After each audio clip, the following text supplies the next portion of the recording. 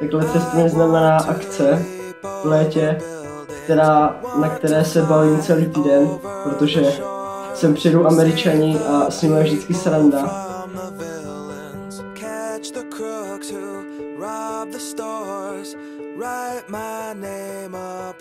Fest pro mě je jedna z hlavních akcí prázdnin, která je nabitá vším, co mám rád a trávím s lidma, který mám rád.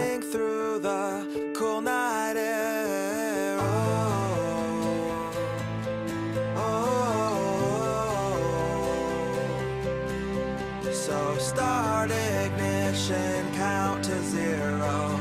I just wanna be a superhero. Zábava, sranda, prča, frky, hippie, fóry. Prostě bezva charta. Je to nezapomenutelný. Doufám, že téma Superheroes bude nejlepší, který jsem vyzažil.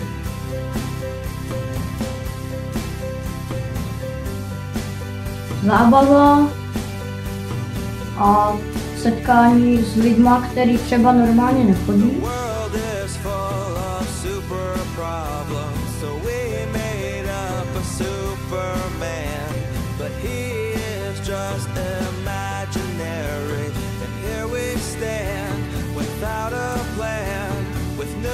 Že jako můžu být jako se svýma kámošema jako dělat nějaký hry a tak.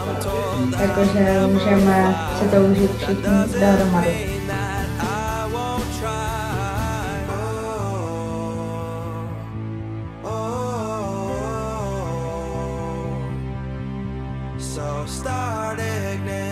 To prostě akce, na kterou si těším celý rok, protože se naučím při ní. Minulý rok jsem se naučil strašně moc anglicky.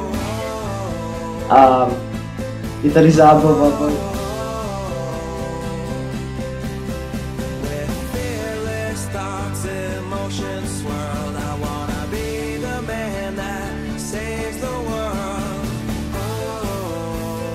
Příjemný začátek prázdnin, zajímaví řečníci, hosté,